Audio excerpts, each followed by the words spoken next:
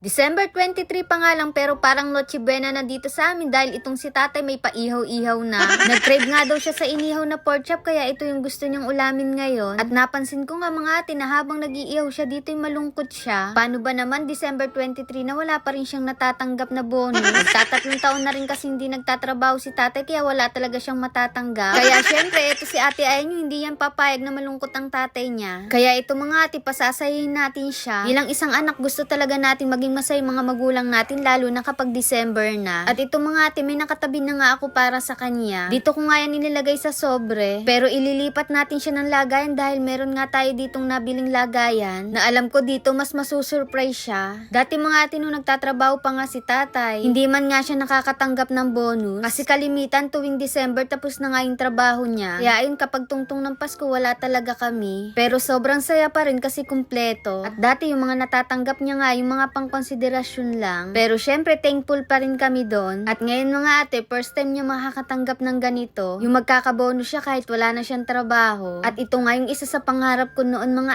ate. Yung hindi na magtatrabaho yung magulang namin tapos maibibigay na namin yung gusto nila. Hindi man to kalakihan mga ate pero I'm sure sobrang matutuwa dito si tatay. Kaya tara samahan nyo na akong ibigay ito. Hindi nga kami nagpapahalata dito ni ate Kat nyo para syempre surprise pa din. At kunyari nga dito mainit yung ulo ni ate Ayan nyo. Pero hindi nga niya kaya mga ate kaya ayun nagsayaw-sayaw na lang siya. Kaso palambutin talaga yung katawan ng ate nyo. At ayan pagbalik nga ni tatay inabot ko na nga rin itong regalo natin sa kanya. Tinuro ko na nga rin kung paano niya ito bubuksan. Hindi nga niya akalain na may laman nitong pera. Kaya ayun nung makita tuwan-tuwa na. At sa wakas daw nahawakan niya na yung bonus niya. O diba mga ate sobrang simple lang ng kaligayahan ng ating mga magulang. May pa-approve pa nga dyan si tatay. Bali si tatay namin mga ate ganyan lang siya mahihain kasi sa camera. Hindi rin kasi siya showy. Siya nga pala mga ate natatandaan niyo ba yung mga in-order kong relo at sinabi ko na ipamimigay natin ito sa Pasko. At eto na nga sila mga ate. At syempre ito na order natin sa Yael Time Pieces. Sobrang saya ko nga ngayon mga ate dahil syempre yung dating batang nanghihingi lang din ng mga pamasko noon. Eh ngayon kahit papano makakapagbigay na rin. Nakakapagbigay na tayo ng mga regalo na makakapagpasaya sa ating mga kapwa. At gustuhin man namin na kayong lahat ay mabigyan ay hindi pa kakayanin. Kaya pagpasensyahan nyo muna mga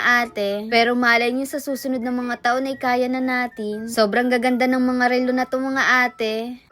So yun mga ate ko, ready na itong mga ipamimigay natin sa darating na Kapaskuhan. At syempre mga ate ko, may hinihanda rin ako sa inyo mga nanonood dyan sa bahay dahil di naman tayo magkikita-kita at malalayo kayo. Meron din akong pamasko sa inyo mga ate ko. Kailangan nyo lang nakapollow and share sa ating mga video at mamimili tayo mabibigyan ng pamasko. Ayan! Bye! Merry Christmas!